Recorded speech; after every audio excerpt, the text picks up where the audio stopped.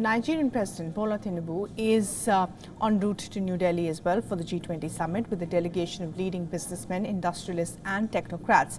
His country is keen to attract foreign investment in deals with the massive amount of cost of living crisis that Nigeria is seeing. And Nigeria is considering applying for the G20 membership as well. The president's attendance is expected to further this objective and mobilize global capital to develop Nigeria's infrastructure. Currently, South Africa is the only African member of the group at the world's 20 most industrialized nations.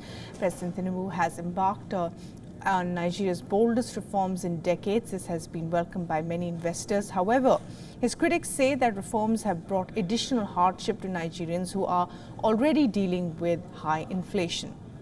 Nigeria's new government wants to encourage investment rather than rely on borrowing to create jobs. It is trying to revive an economy struggling with record debt, a weak currency, a double-digit inflation and skeletal power supplies. President Bola Ahmed Tinubu is visiting India, and as a Nigerian, my expectation will be that the president, like I said, is going to focus on our foreign policy, and the addition that I would want him to add to our foreign policy plan is this issue of having Indians bringing their business here and also bringing workers all the way from Indians when we have very qualified and even overqualified Nigerians who can manage the position, because at the end of the day, it shows that it's only a win for India and not a win for Nigeria.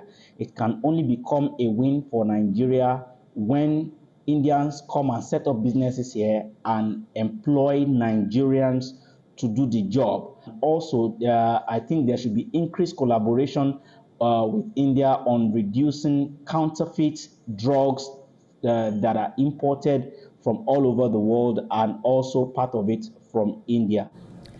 Now, the special advisor to the Nigerian president has said that President Bola Tinubu is on a mission to attract foreign investment apart from meeting leaders at the G20 grouping. Ahmed Tinubu will be hosting a CEO roundtable, which will be made up of more than 20 chief executive officers of major industries across multiple sectors of the Indian economy to ensure that we leverage on their interest in investing in the country in such a way that suits the industrialization initiative of the renewed hope agenda of Mr. President. In addition to that CEO roundtable, there will be at least five meetings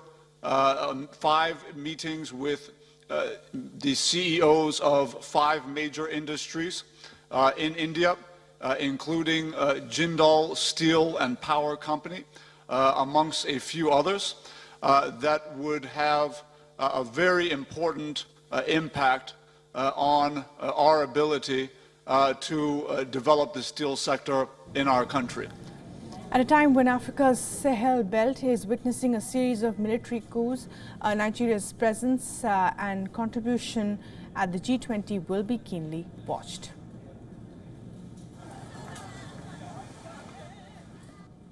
And for the very latest updates on this, our correspondent Lucia sent us this report. Listen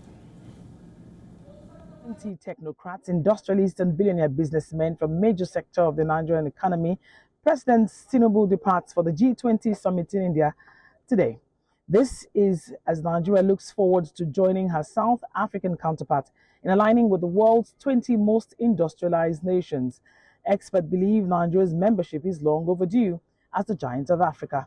According to the president's spokesperson, Tinubu will at the summit highlight Nigeria's attractiveness as an investment destination, specifically outlining his cross-sectoral reform plan as encapsulated by the renewed hope agenda. From Lagos, Nigeria, Louisa Olaniwion, World is One.